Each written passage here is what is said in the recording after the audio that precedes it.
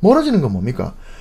자, 조정이 완만하게 일어나고 있다는 거죠. 매수의 힘이 많이 들어왔다는 겁니다. 그래서 이 조정 예측선에서 캔들이 멀어진다.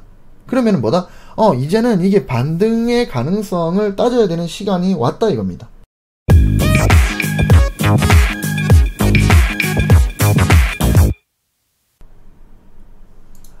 반갑습니다. 오늘은 일목균형표 33번째 시간, 선행스팬2 1편입니다. 선행스팬2는 우리가 기존에 배웠던 이 전환선, 그 다음에 기준선, 요것과 마찬가지인 뭐다? 반값선입니다. 이제 선행스팬 1의 경우에는 그 변형 반값선이기 때문에 명확한 의미의 반값선인 이 선행스팬 2를 먼저 강의를 하는 겁니다. 그 이후에 선행스팬 1과 후행스팬을 다룰게요. 자, 들어가 봅시다. 선행스팬 2 1편 일목균형표 33부입니다. 자, 선행스팬 2 1편은 제가 이제 첫 번째 계산식, 두 번째 의미, 세 번째 예측이라는 소제목들로 진행을 하겠습니다. 자, 챕터 1 계산식. 선행스팬2의 계산식. 선행스팬2는, 계산식 이래요. 52일의 최고가 더하기 52일의 최저가를 2로 나눈 값을 양편 넣기 한 26일 미래에 그리는 겁니다. 자, 이 계산식은 곧, 이렇게 52일에, 어떤 기간이 있어요. 이 기간 중에서, 최고가, 그리고 어느 기간에 이제 최저가, 요거를 더해서 나누기 2를 한다. 이건 뭐다? 정중앙값을 구하는 거죠. 그럼 이제 정중앙값이, 자, 이 최고가가 여기 있고, 또 최저가가 여기 있어서, 오늘 요렇게 됐단 말이에요. 그럼 52일간의 최고가와 최저가의 정중앙값이니까 지금 요렇게 찍혀 있을 거란 말이죠. 요게 찍힐 겁니다. 근데, 요거를 양편 넣기 한 26일 미래에 그리는데, 26일 미래에 찍는 겁니다. 요 자리에, 오늘 당일에 찍는 게 아니라, 요 자리에다가 점을 찍는 겁니다. 하루가 지나면 또 여기 점이 찍히고, 하루 지나면 여기 찍히고, 이렇게 연결을 하는 겁니다. 이렇게. 이렇게 연결을 해 나가는 겁니다. 이게 선행스팬 2다. 자, 그러면은, 양편 넣기가 뭐냐? 양편 넣기는 이제 초일과 말일을 모두 포함, 즉, 당일을 포함한다는 뜻입니다. 쉽게 말해서, 캔들이, 자, 이렇게, 오늘 끝났어요. 근데 여기서 3일이 지났다. 그러면은 3일이 지났으니까, 자, 하루가 지났으니까 캔들이 하나 또 생성이 될 거고, 또 하루가 지났으니까 캔들이 하나 생성이 될 거고, 또 하루가 지났으니까 캔들이 이렇게 생성이 될 거란 말이죠. 그럼 이렇게 1일, 2일, 3일이 지났다. 이렇게 되냐. 실질적으로는 캔들이 3개가 더 생기죠. 그죠? 실질적으로는 이게 3일이 지난 거지만, 당일을 포함을 하면, 요게 1일, 2일, 3일, 4일, 이렇게 되는 겁니다. 자, 그래서, 요 초일과 말일을 모두 포함. 그러면은 요렇게 실질적으로 날은 4일이 있고, 근데 이날로부터 하루가 지나고 이틀이 지나고 3일이 지났기 때문에 우리가 3일 뒤라고 하는 거는 사실 하나, 둘, 셋 이렇게 되지만, 근데 오늘부터 양편 넣기는 오늘부터 초일을 추가를 하니까 오늘부터 하루, 이틀, 3일, 4일 이렇게 세는 거예요. 예를 들면 이런 겁니다. 친구야, 너랑 나랑 오늘부터 사귀는 거야? 그럼 오늘이 1일이죠. 내일이 2일이고. 그겁니다. 그게 양편 넣기예요. 그래서 이거는 이자를 계산할 때, 우리가 금융권에서 이자를 계산할 때 양쪽의 초일과 말일을 모두 포함하는 거, 이거는 양편 넣기라고 합니다. 한쪽만 포함한다. 예를 들어서 오늘은 오늘은 이게 세지 않는다, 개수하지 않는다, 내일부터 하루, 이틀, 3일 이렇게 개수한다. 이런 거는 한편 넣기. 근데 양쪽을 다 넣으니까 양편 넣기입니다. 그리고 일목균형표의 모든 수식들은 거의 전부 다 양편 넣기입니다. 오늘 당일 포함값입니다. 아시겠죠? 자, 돌아가서 이런 계산식이라면 여기서 우리는 전환선과 기준선과, 전환선이나 기준선과 원리가 같은 이 반값선이네 라고 하나를 알 수가 있고, 그리고 하나는 뭐다? 양편 넣기 한 26일의 미래를 그린다? 이렇게 하나. 그러면은 반값선의 원리 하나, 양편 넣기 한 26일 미래에 그리는 원리 둘 하나. 그래서 이 원리 하나, 이 원리 하나, 이래서 우리는 이 두 개의 원리만 알면 선행스팬 2가 끝나버리는 겁니다. 아시겠죠? 이렇게 두 가지 의미를 한번 알아봅시다. 자, 챕터 2 의미입니다. 자, 첫 번째 의미는 바로 52일의 반값선입니다. 그죠?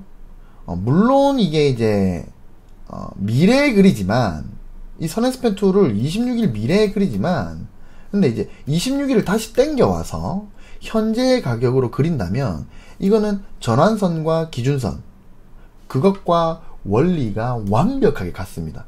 최저가와 최고가를 플러스 해가지고 나누기 2를 한다. 즉 정중앙 값을 구한다잖아요. 그죠? 그래서 선행스팬 2는 전환선 기준선과 원리가 완전히 같다. 그래서 전환선은 9일, 기준선은 26일에 대한 반값선이라면 선행스팬 2는 52일에 대한 반값선이다. 즉 9일 전환선은 단기를 나타내는 거고 26일은 중기. 그렇다면 52일을 나타내는 선행스팬은 장기다 이 말입니다. 그래서 우리가 반값선을 시세의 수준, 그다음에 추세의 방향성, 추세의 힘의 균형이라고 배웠잖아요. 그래서 전환선은 단기 시세의 수준, 중기 이제 26일 기준선은 중기 추세의 방향성, 52일의 선행스팬은 장기 시세의 수준, 장기 추세의 방향성, 장기 추세의 힘의 균형이다. 힘의 접점이다. 요런 의미가 부여가 되는 겁니다. 자, 그러면 우리는 이제 선행스팬 2의 어떤 계산식을 통해서 52일의 반값선, 자, 반값선에 대한 의미, 힘의 균형이라는 의미를 알겠습니다. 그럼 두 번째 의미인 26일 미래, 26일 미래. 이 미래에 그리는 것, 이거에 대해서 알아볼 필요가 있는 거죠. 자, 이번 강의는 여기부터 집중을 하시면 되는 겁니다. 앞에 건 다 배웠으니까, 그죠? 여기부터 본격적으로 들어가 볼 겁니다. 자, 챕터 3 예측입니다. 예측. 뜬금없이 예측이 나오죠. 자, 미래에 그린다는 것을 살펴보기 전에 먼저 짚고 넘어갈 부분이 있습니다. 바로 예측과 예견입니다. 자, 보통 기술적 분석을 공부하시는 분들, 즉 이 차트 분석을 공부하시는 대부분의 사람들이 이 예측과 예견을 구분하지 못합니다. 그래서 실컷 공부해 놓고 전혀 사용을 못하는 안타까운 경우가 정말 많아요. 설명을 드리자면 이 예견은, 이 말은 한자로 이렇게 쓰는데 요게 미리 예자에 그다음에 볼 견자를 씁니다. 직역을 하면 이거는 미리 본다. 그죠? 미리 본다. 뭘 미리 본다? 미래를 미리 본다. 미래에 일어날 일을 내가 미리 본다 이겁니다. 즉, 이 말은 뭐다? 미래를 내가 미리 봐서, 눈으로 봐서 확정할 수 있다. 미래를 확정한다. 즉, 확정적 미래를 내가 알 수 있다. 이 말이 되는 거죠. 이게 예견입니다. 그에 반해서 예측은 한자로 똑같은 미리 예자인데 측자는 제일측입니다. 제일측. 제일측은 뭐다? 측정하다, 측량하다, 관측하다 할 때의 그 측입니다. 직역하면 위에 예견은 미리 본다 했는데 이 예측은 자, 미리 잰다 이겁니다. 잰다. 미래를 미리 잰다. 측량한다. 이거는 뭡니까? 자, 미래에 일어날 일들을 내가 현재의 상황에 벌어지고 있는 모든 이 상황들을 내가 분석을 한다. 현재 관찰입니다. 이거. 현재 관찰. 자, 예견은 미래를 확정시키는 일이고 예측은 현재를 관찰하는 거예요. 아예 뜻이 다릅니다. 똑같은 미리 예자를 쓰지만 예견은 미래를 알아맞추는 행동이고 예측은 미래에 일어날 일에 대해서 내가 현재의 상황을 최대한 재서 관찰해서 분석해서 관측해서 측량해서 그래서 미래에 어떻게 일어난 일을 대응한다. 이 뜻이 들어가 있는 겁니다. 자, 이게 무슨 말이냐? 쉽게 말해서 우리가 이 기술적 분석, 즉 차트 분석을 하는 이유는 미래의 이 주식이 오를 것이다. 내가 이 차트 분석을 해보니 미래의 이 주식은 오른다. 미래의 이 주식은 내린다. 이거를 알기 위해서 하는 게 아니라 이 기술적 분석은 미래에 나타날 수 있는 움직임을 미리 뭐한다? 계산한다. 계산해보고 그 현상들을 미리 대비하는 데 있다 이 말입니다. 예를 들면 이런 거예요. 이제 제 친구들이 저한테 이제 제가 차트 분석을 하잖아요. 제가 차트 분석을 하니까 친구들이 저한테 이렇게 해요. 야, 너 이게 참 주식 잘하는 것 같아. 차트도 잘 보는 것 같고. 그러면 앞으로 어떤 종목을 사면 이게 오를 것 같냐? 나한테도 좀 알려줘. 같이 좀 먹고 살자. 이렇게 물어봐요. 그럼 저는 이 친구한테 아무리 친한 친구라도 이 친구한테 뭐라고 대답하냐면 그거 내가 어떻게 하노? 내가 모른다. 야, 막말로 이 주식이 내일 이렇게 오를 줄 알면 내가 내 전 재산을 다 때려박지. 내가 그걸 알면 나는 그거 모른다. 내가 차트 분석을 하는 거는 미래의 이 주식이 오를 거다 내릴 거다를 알아내기 위해서 하는 게 아니라 이 주식이 어떤 식으로 움직일지 그거를 미리 내가 생각을 해놓고 이렇게 움직일 때는 이렇게 대비하고 저렇게 움직일 때는 이렇게 대응하는 그거를 알기 위해서 하는 거다 라고 설명을 해주고 싶죠. 근데 그 친구는 이렇게 그냥 제가 모른다 그러면 그 친구는 이렇게 얘기해요. 치사한 새끼 지 혼자 잘 먹고 잘 살라고. 괜한 오해를 받는 거죠. 사실 전 진짜 모르거든요. 그 친구는 제가 근데 아는 줄 알아요. 야, 어떤 종목 사면 되는데? 응? 삼성전자 오르나? 하이닉스 오르나? 물어보는 거예요, 저한테. 어떻게 알아, 씨. 내가 어떻게 알아. 몰라요. 그럼 저 같은 경우는 어떻게 하느냐? 이런 거예요. 예를 들어서 간단하게 제가 좀 이제 말씀을 드리자면, 자, 파동이 이렇게 내려왔어요. 근데, 자, 이렇게 상승해서, 이렇게, 이런 모습이 보였단 말이에요, 저한테. 이렇게 보였어요. 이거는 이게 상승으로 갈 수도 있고 그대로 하락으로 갈 수도 있죠. 근데 제가 여러 가지 분석을 해보니까 이게 상승으로 갈 가능성이 상승으로 갈 수도 있어 라는 판단이 제가 들었단 말이에요. 그러면 제가 이렇게 작도를 하면서 작도를 이렇게 뭐 작도를 하겠죠. 이렇게 조금 위로 이런 식으로 이거 뭐 평행하다고 가정을 해봅시다. 작도를 하겠죠. 그래서 얘가 조금 지켜보니까 얘가 이렇게 갔다가 이렇게 와요. 이렇게 와요. 여기서 반등을 해요. 오씨, 여기서도 반등했고 여기서도 반등했는데 여기서 반등하네. 그리고 상단에서 저항을 받는 이 채널이 유효한갑다. 그러면 나는 여기서 만약에 이게 내가 여기서 샀을 때 요렇게 해서 이렇게 이탈을 이렇게 상담하고 떨어지면 내가 여기서 사서 여기서 팔면 요만큼의 수익을 얻을 수 있겠네. 가능성이 있구나. 이렇게 생각이 들 거 아니에요. 그래서 제가 이거 매수를 하는 겁니다. 만약에 얘가 이렇게 이탈이 되면 저는 여기서 팔 거란 말이에요. 손실이 그렇게 크진 않죠. 하지만 기대 수익률은 이만큼이죠. 그래서 내가 샀단 말이에요. 그래서 내가 여기서 뭐 했다? 매수를 자 여기서 했어요. 이렇게 잘 안 보이나? 파란색 녹색으로 자 여기서 매수를 했단 말이에요. 이 차트가 이렇게 가고 있어서 매수를 했는데 어머 이 친구가 이걸 돌파를 했어요. 그러고 나서 이렇게 이제 예를 들어 상단선이 있는데 돌파하고 나서 얘가 이렇게 떨어지더니 자 이렇게 오더니 여기서 이렇게 반등을 해서 돌파를 합니다.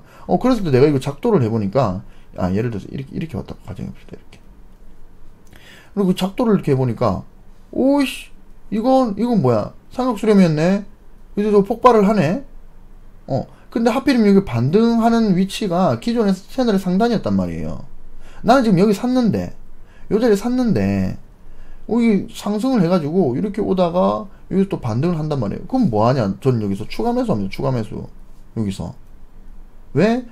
지금 이 자리에서 삼각수렴 즉 응축 구간을 거쳐서 상방 폭발을 했잖아요. 그러면 이게 요렇게 한번 폭발을 했고 그 다음에 응축을 했고 이게 재폭발일 수도 있잖아요.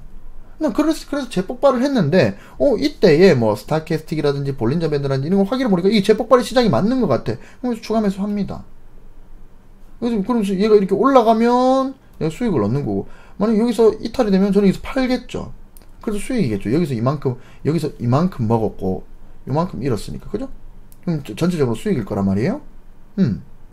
여기서 제가 미래를 예견한 게 있습니까? 여기서 올라갈 거야 라고 해서 샀나요 제가? 여기서 상승할 거야 라고 해서 샀나요? 아니죠. 내가 이렇게 작도를 해보고 관측을 해보고 재보니까 이런 시나리오가 발생할 수 있고 이런 시나리오가 발생할 수 있고 이런 시나리오가 발생할 수 있다. 그걸 내가 미리 알았어요. 그래서 내가 여기 샀다. 이렇게 됐으면 나는 손절하겠다. 올라가면 놔두고 먹겠다. 돌파해가지고 응축 구간에서 다시 재폭발이 일어나는 것 같네? 라고 판단이 되면 여기서 추가 매수하는 거예요. 여기서 추가 매수해가지고 상승하면 먹겠다. 근데 여기서 이탈되면 팔겠다. 뭡니까? 그냥 계획만 세우고 어떤 시나리오대로 갔을 경우에는 요렇게 하겠다. 저런 시나리오로 갔을 때는 저렇게 하겠다. 대응을 하겠다. 요것만 하는 거죠. 제 친구한테 이걸 설명해 줬으면 좋겠어요. 저한테 맨날 무슨 종목 사야 되냐고 물어보는 친구한테. 이거를 진짜 설명해 주고 싶어요. 그 친구한테 이 영상에 그 링크를 보내줘야 되겠다. 나는 진짜 모른다고. 저는 진짜 몰라요. 즉, 저는 이 기술적 분석을 미래에 이 종목이 오를 것이다 내릴 것이다 예견하는 게 아니라 미리 내가 측량을 해서 내가 어떤 상황이 벌어졌을 때 어떤 식으로 대응을 하겠다, 그것 때문에 기술적 분석을 공부하는 거다라고 생각을 하기 때문에 이게 맞아, 이게 진리입니다. 쉽게 말해서 기술적 분석, 즉 차트 분석을 하는 이유는, 다시 말씀드리지만 이게 미래의 주식이 오를 것이다 내릴 것이다를 알기 위해서 하는 게 아니라 미래에 나타날 수 있는 움직임을 미리 계산을 한다. 미리 계산을 해보고 그 현상들을 미리 대비하는 데 있다, 이 말입니다. 차트 분석을 통해서, 자, 차트 분석을 했더니 미래에 이 주식이 오를 거다, 그래서 여기서 매수, 이게 아니라 차트 분석을 통해서 이 차트 분석을 해서 미래에 이 주식이 나아갈 수 있는 모든 상황들을 체크를 한다니까요. 체크를 하고 그걸 대비해 가지고 이렇게 됐을 때는 이렇게 하고 저렇게 됐으면 저렇게 하겠다라는 계획, 이 계획을 세우기 위해서 기술적 분석을 하는 겁니다. 아시겠죠? 근데 그 일목의 철학이 여기에 단어가 들어가 있습니다. 즉 뭐다? 임운자체.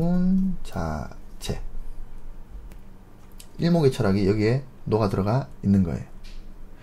미래를 예견하는 일 따위는 철저하게 배제를 하고 오로지 현재 일어나는 현상을 분석해서 미래를 예측하고 시세의 흐름에 따라서 대응을 달리하는 일목철학의 진수, 그게 이문자재거든. 그래서 중요한 패턴들, 아까 제가 잠시 이렇게 간단히 설명을 드렸지만 중요한 패턴들은 미리 측량을 해놓고 실제 이 가격과, 실제로 움직이는 이 가격과 내가 이제 작도를 해놓는, 그렇게 측량을 해놓는 것과 비교를 하는 거예요. 아시겠죠? 그리고 이게 바로 이 선행스팬 2가 가지고 있는 두 번째 의미, 26일 미래의 그리기. 이거라는 거예요. 다음 장 한번 봅시다.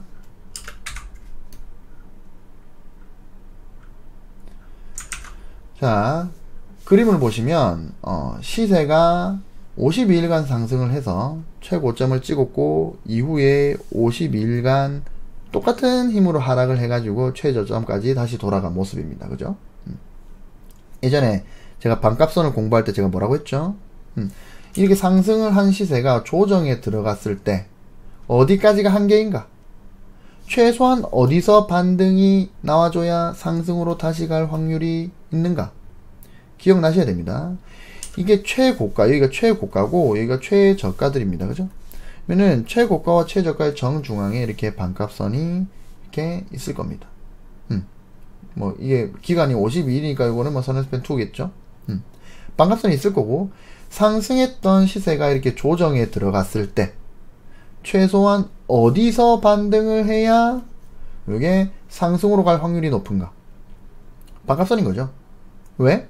반값선이라는 거는 요거는 힘의 균형입니다. 힘의 균형이죠.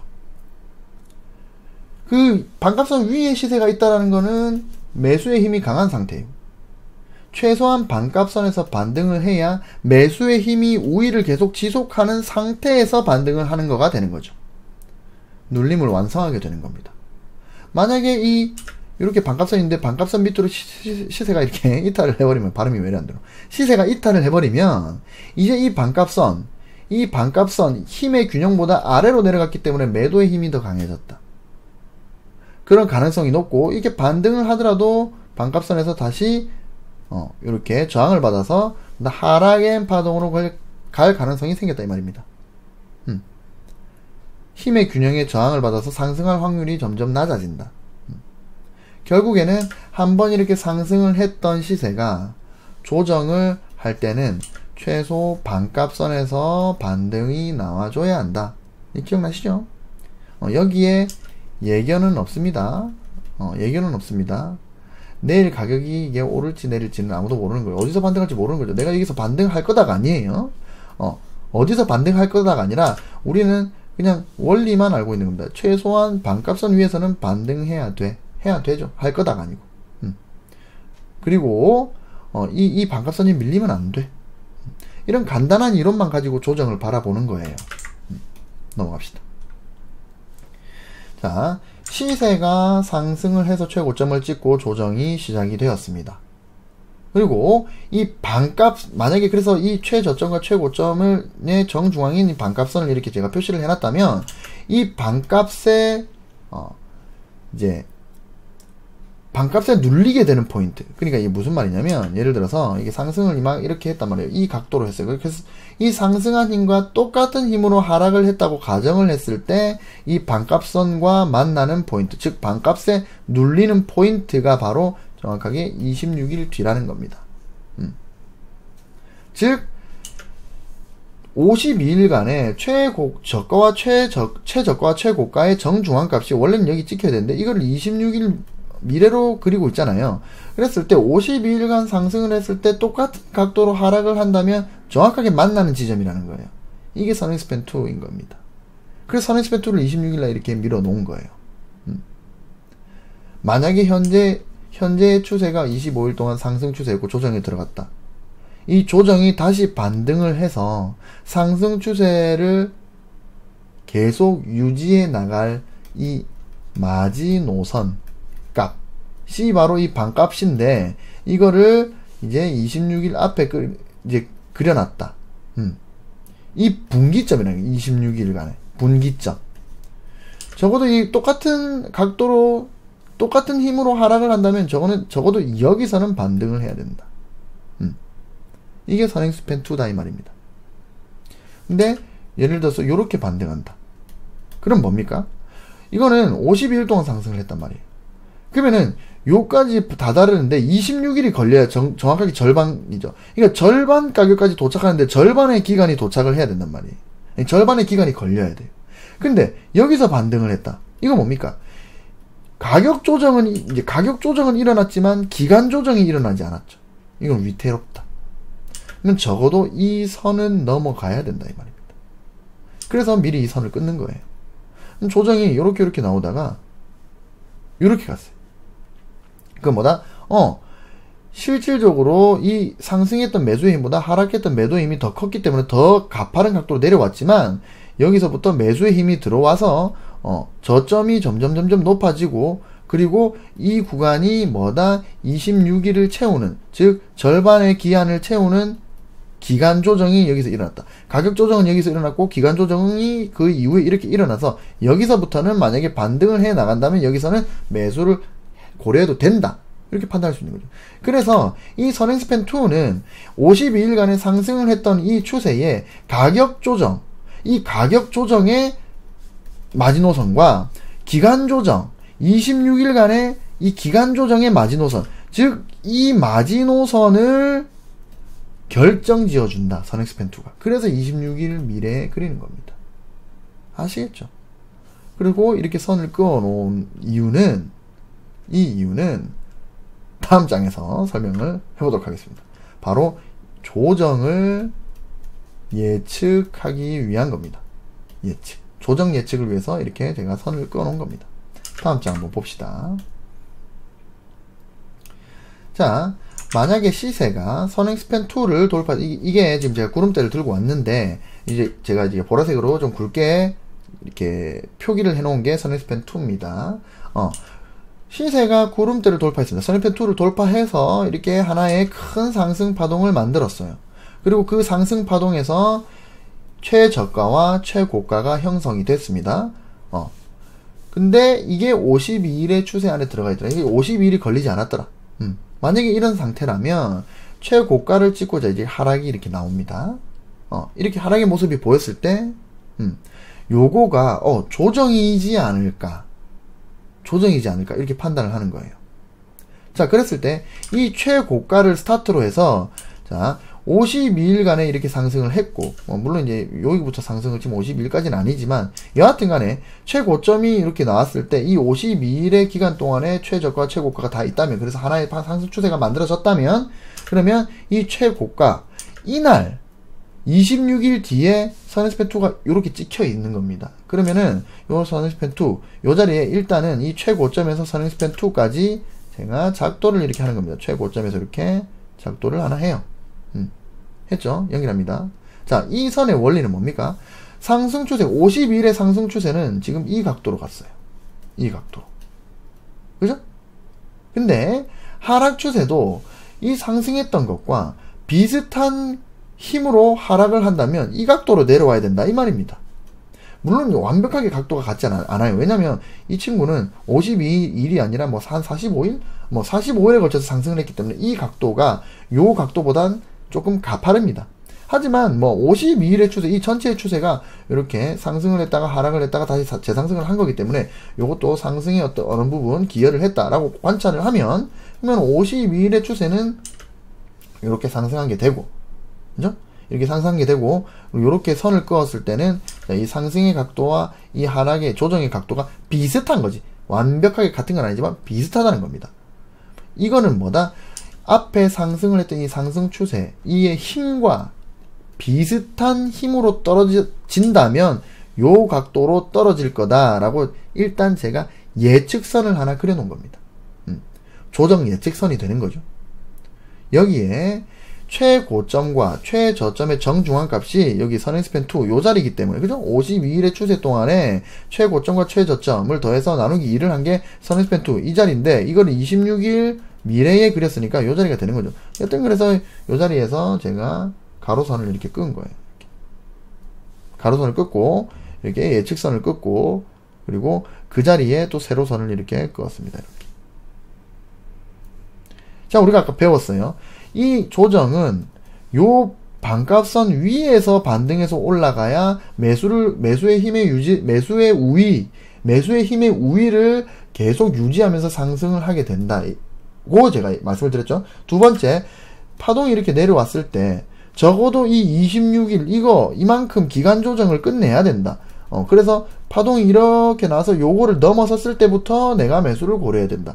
그리고 내가 이렇게 예측선을 그어놨는데 만약에 추세가 요렇게 내려온다면 그건 뭡니까? 상승을 했던 매수의 힘보다 하락을 하는 매도의 힘이 더 큰 거죠. 그럼 이건 뭐다? 나중에 상승으로 돌아갈 확률이 좀 적다. 만약에 내가 조정 예측선을 이렇게 껐는데 요거랑 비슷하게 내려온다면 상승을 했던 각도와 하락을 했던 각도가 비슷하기 때문에 이거는 조정이 원만하게 이루어지고 있는 거다. 근데 만약에 조정이 요렇게 간다면 그럼 뭡니까? 하락 각도보다 더 위에서 조정이 일어나고 있죠. 이거는 매수의 힘이 조금씩 더 들어오고 있다. 매수의 힘이 아직도 심각하게 매도의 힘에 비해서 강한 상태다. 이렇게 알 수 있겠죠. 그래서 우리는 시세가 어떻게 움직일지 예견하는 게 아니라 미리 이렇게 작도를 통해서 선행스팬2를 통해서 이렇게 작도를 미리 이런 식으로 다 해놓고, 그리고 하루하루 지났을 때에 이 시세의 움직임을 관찰을 해서 그래서 어떻게 되느냐를 내가 확인을 하고 거기에 대응만 한다. 그죠? 여러 가지, 만약 예를 들어서 얘가 이렇게 하락을 했다가 자 이렇게 와요.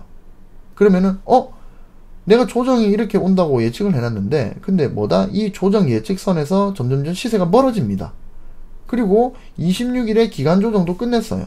그리고 반값선 위에서 돌아나가는 모습이 보였단 말이죠. 그러면은 이 자리에서는 다시 여러가지 지표들과 작도들로 다른 검증을 끝낸 뒤에 가장 합리적인 매수의 포인트를 찾아야 된다 이 말입니다. 아시겠죠? 그리고 만약에 내가 이게 조정이라고 생각해서 이렇게 조정 예측선과 이렇게 작도를 다 해놨는데 근데 이 친구가 갑자기 이렇게 그냥 상승을 해버려요. 그러면 이건 조정이 아니었다. 그죠?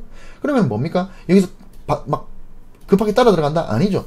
이 큰 추세를 하나의 파동으로 보고 그 다음에 진짜 조정이 나왔을 때 그 눌림목을 또 이런 방식으로 찾으면 된다 이 말입니다. 아시겠죠? 자. 그래서 제가 차트를 하나 가져왔어요. 이 차트는 아까 그 앞장에 봤던 그거 이후의 상황을 제가 가져온 겁니다. 이후의 상황이에요. 보시면 아까와 같이 이렇게 하락을 해서 이렇게 큰 음봉이 떨어졌어요. 그리고 이제 50일의 추세가 이렇고 이게 상승을 이렇게 했습니다. 그죠? 최고점에서 그리고 미래에 26일 뒤에 찍힌 선행스팬 2까지 제가 이렇게 선을 하나 그었고, 그다음 가로선도 이렇게 그었습니다. 세로선도 이렇게 그었어요. 그죠? 이렇게 작도를 해놨다 이거예요. 자, 그래서 이 포인트에서 여기가 반값선이구나. 그리고 이거는 조정이 만약에 상승했던 힘과 같은 힘으로 내려간다면 이렇게 요 각도로 내려가겠구나. 이렇게. 그리고 기간 조정은 이날이 끝나야 기간 조정이 끝난다 라고 알 수 있겠구나. 이렇게 미리 이제 예측을 해 놓는다는 거예요. 만약에 이게 조정이 맞다면, 요 포인트가 조정이 맞다면, 그러면 이전에 생성됐던 상승의 추세의 매수의 힘보다 약한 매도의 힘이 발생을 해야 됩니다. 그죠? 그 약한 매도의 힘은 내가 미리 끄어놓은 이 조정 예측선과 시세 움직임을 비교해서 알 수 있다는 거예요. 내가 조정의 예측선을 지금 이렇게 꺼놨단 말이에요. 이렇게. 요 각도로. 선행스팬 2와 연결해서 이렇게 꺼놨습니다. 그러면은, 만약에 조정이 이렇게 내려온다면, 그건 뭡니까? 조정 예측선보다 아래에 있죠. 매도의 힘이 강하다. 이거는 상승으로 갈 확률이 좀 적다. 근데 만약에 이 친구가 요렇게 온다. 그래서 이 각을 벗어난다. 그러면 처음에는 매도의 힘이 강했지만 어느 순간부터 매수의 힘이 강하게 받쳐주면서 반값을 이탈하지 않았고, 그러면서 기간 조정이 돼서, 그래서 이 각도를 이제 이 조정 예측선을 벗어났다. 그러면 이거는 이제 앞으로 상승 확률이 좀 더 높아졌다. 이렇게 판단할 수 있는 거죠. 그죠? 그리고 이 반값선을 이탈하지 않은 상태에서 어느 순간에 반등이 나왔는데 저점을 높이면서 이렇게 상승을 한다. 자, 그랬을 때 자, 이게 보니까 뭡니까? 응축이죠, 응축. 그러면 야, 이게 상승을 했고 그 다음에 응축을 거쳐서 상방 돌파를 했어. 그러면 이게 재폭발의 시작이 아닐까? 자, 폭발, 응축, 폭발이 아닐까? 그러면 이 폭발이 맞을까 아닐까를 또 어떤 걸로 확인을 한다? 다른 걸로, 다른 작도와 다른 지표와 다른 기술적 분석으로 확인할 수 있다 이 말입니다. 자, 가지고 온 차트에서는 고점을 찍은 후에 조정으로 진입이 됐습니다. 그죠? 이 상태에서 제가 이런 식으로 작도를 했어요. 채널을 먼저 작도를 했습니다.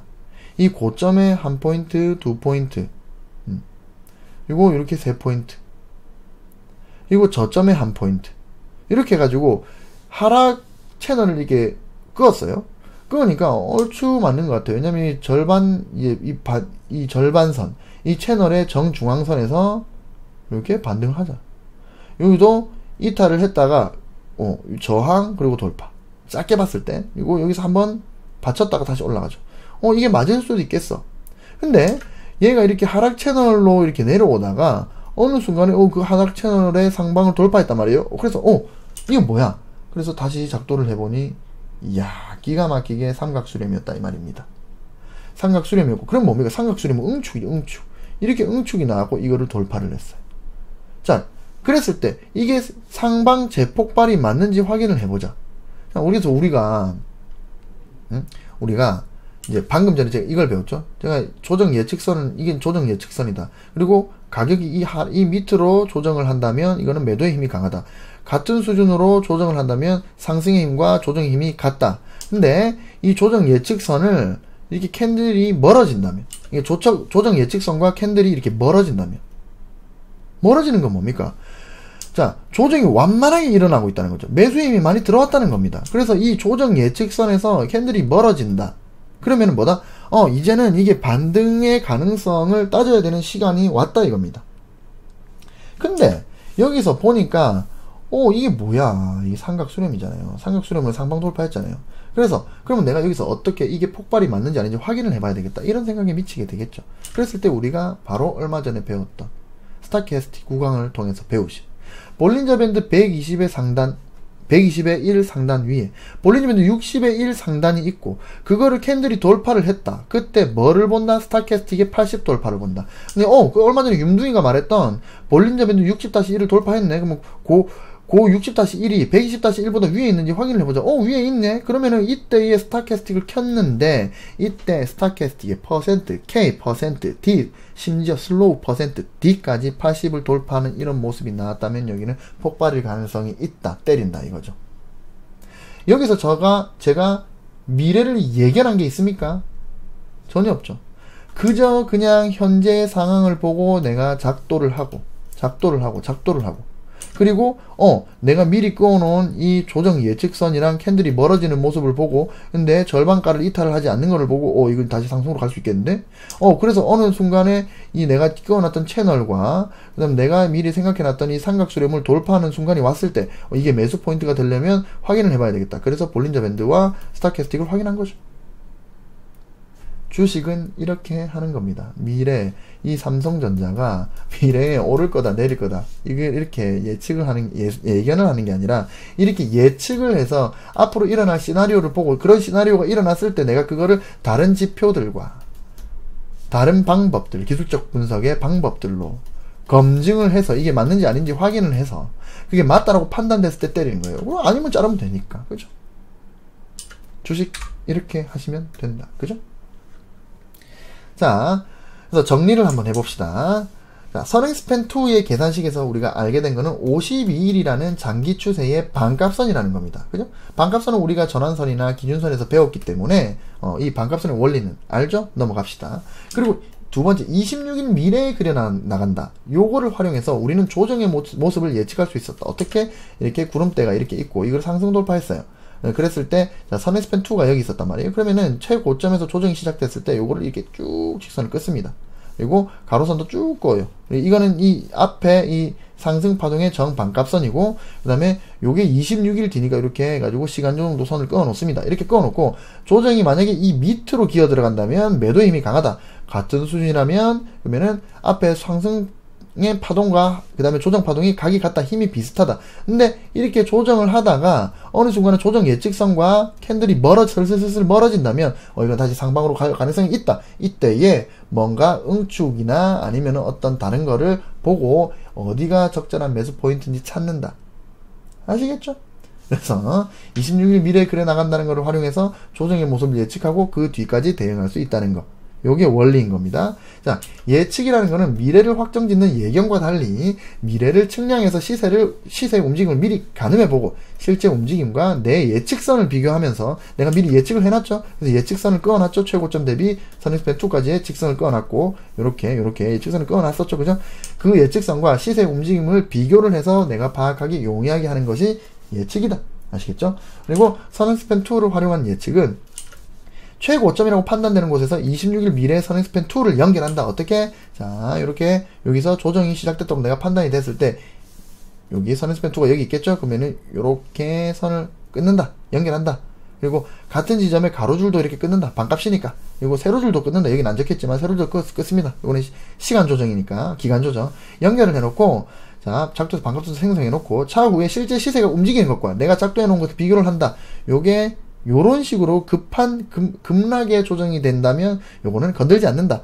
최소한 이 선을 넘어서야지 앞에 상승했던 각도보다 이 조정의 각도가 더 완만해진다. 그래서 요렇게 오다가 돌파를 했는데 근데 내 예측선과 시세가 멀어진다면 그럼 멀어지는 경우는 뭡니까? 하락을 안 했다는 얘기잖아요. 하락을 하면은 내 예측선과 비슷하게 계속 가게 돼 있어요. 그러다가 이 반값선 이탈하게 돼 있지. 근데 이게 멀어진다는 말은 최소한 하락을 한다는 게 아니에요. 최소한 횡보나 아니면 상승을 한다는 거죠.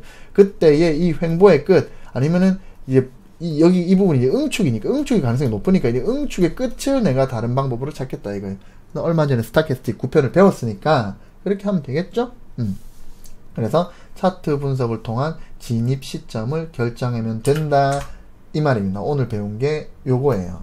아시겠죠? 자, 그래서 오늘 한 40분 좀 안 됐는데 사실은 제가 너무 억울해 죽겠어요. 제가 이거를 영상을 다 찍었다고 생각했는데 녹화가 안 되고 있었던 거야. 그래가지고 지금 제가 다시 찍은 겁니다. 40분을 다시 찍었어요. 너무 억울해 죽겠어요. 목이 다 쉬었습니다.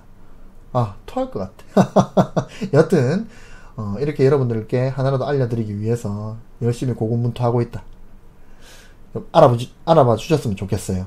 좋아요를 많이 눌러주셔라. 아시겠죠? 자, 그럼 오늘 한 40분 가까이 공부하신다고 고생 많으셨습니다. 잘 자요. 안녕.